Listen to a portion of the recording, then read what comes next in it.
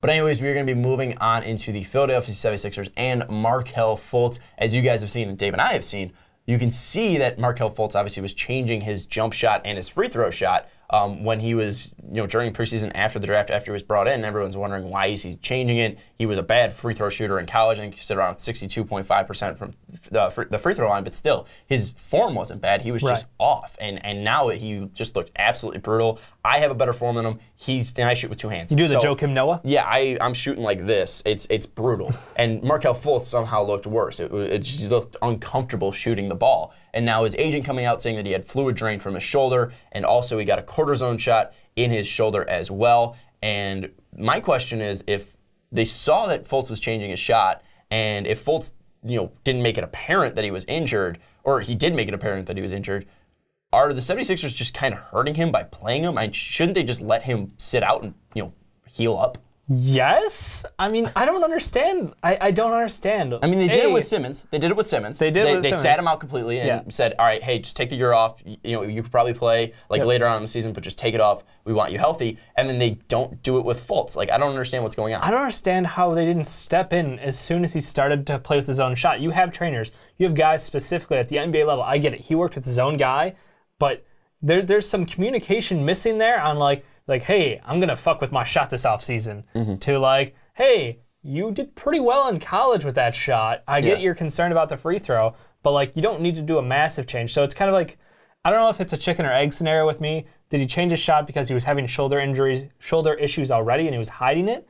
Or because he changed his shot, did that create a shoulder problem? And Brett Brown came out and said that Markelle Fultz wants to change his shot, and then his Brian Colangelo suggested twice that Markelle Fultz changing his shooting mechanics has contributed to his shooting complications, but also his agent came out and said no, he was shooting that way because of his shoulder injury. So there's differing reports from these camps saying that no, you're the problem, Fultz is the problem, Fultz wanted to change, Fultz did this to himself. I mean, this is just poorly mishandled in my eyes. I mean, it's something where you look at what was happening with Ben Simmons and you don't play him at all because you're too cautious, and now you're kind of rushing in Fultz because you're like, well, he's doing it to himself. I just feel like this is poorly mishandled all around, and I feel like I don't know who to put the blame on, because if it's true, Fultz wanted to change his shot and he fucked up his shoulder from that, then that's on Fultz without a doubt. But if the 76ers knew that he had a banged up shoulder and they're like, all right, change your shot, or he started shooting differently and they didn't ask any questions, that is where the problem lies. It lies with the Colangelos, it lies with Brett Brown for wanting to have the process pretty much all out there in Simmons,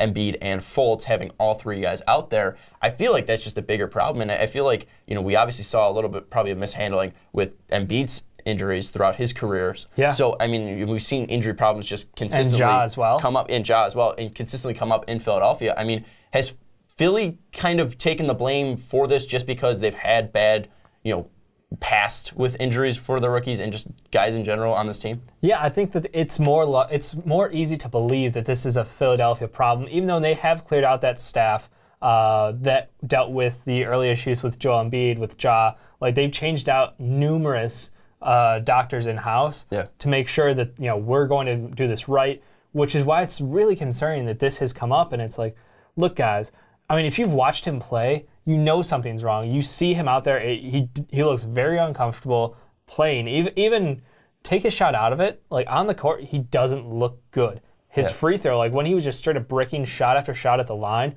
you're like, this is traumatic as fuck. I don't even want to, it's hard to boo the guy even from my standpoint. I want him to succeed. He was obviously the first overall pick for a reason. He had such a high level of success with his scoring in college, and then to hit a streak of struggles right off the bat when you hit the court. I mean, this could set back, I don't want to be over dramatic about this, but this is how you ruin a guy's the start of his career. This is how you set him back. You hurt his development. And you hurt his confidence as well. It's gone. And how do you rebuild confidence like that when you struggle so hard in your first 4 games of your career to the point where I mean, he shouldn't be out there, period. And his guy who was helping working on his form, his trainer, was he was shooting this way to avoid pain. It wasn't caused by this shot. He was avoiding pain. So now when he comes back out and they're sitting him out for 3 games, possibly later, they're reevaluating him.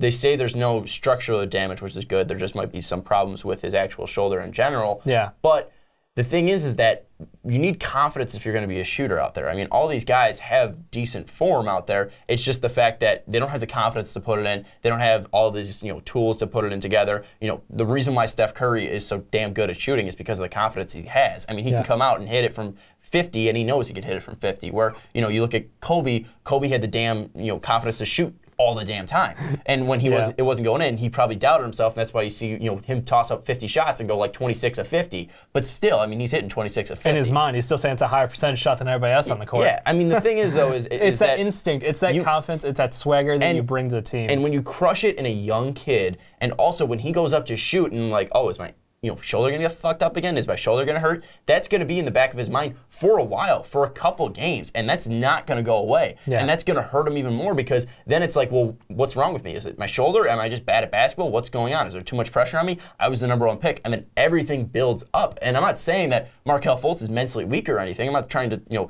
say that. It's just something that this kid's only 19 years old. Yeah. I mean, this kid's weirdly enough younger than I am, and he's, being said like, you're the #1 pick. You're going to take Philly back to basketball greatness. You're about to be a part of the process. Part of the process, man. Simmons, Embiid, and you are going to be part of the Holy Trinity or whatever you want to say. Yeah. And then they mishandle it because you have to do it right away. You have to be out there right away, and you're trying to change your shot so you can be out there right away. And I feel like, again, touching on confidence, this is probably more of a problem with the Philadelphia 76ers because they thought, he's going to be fine. He's a fine shooter. He's working on it to improve his shot, not because he's injured, and they didn't ask any other questions. And I feel that is where the problem lies. I feel that's what's happening with the Philadelphia 76ers. I don't think it's anything with Markelle Fultz, where Markelle Fultz was like, oh, my jumper's whack. I need to fix it. Like, yeah, you don't put up 20-plus points a game in college and decide, you know what, I'm doing something very wrong here. In scouting him, it wasn't like he was, a natural-born shooter out there. It wasn't like he had a silky smooth jumper,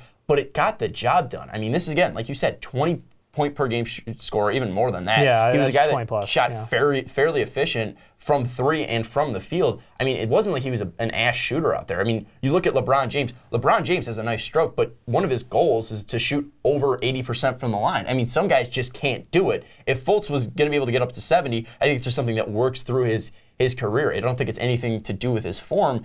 I look at Fultz and I feel like, yes, he's not a pure shooter. He's not a guy that's going to come down and knock a shot from shot down from like 35 back. But he's a guy that can at least shoot when he's open and knock it down. And he's a guy that can create his own shot and knock that shot down. And it's something that he had the form, and I feel like he changed the form, like his trainer said, because of the shoulder pain that he was being caused. And the 76ers, again, didn't scratch the surface, didn't dig deep enough and ask him, hey, what's truly wrong here? Yeah. And they sat him for one preseason game, but obviously not enough. No, I mean, I agree with you. It's very concerning, and I've never seen like a #1 overall player in basketball have like the mental yips. Like, honestly, never.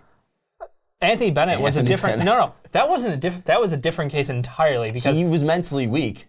But he also physically was not there. Like he was.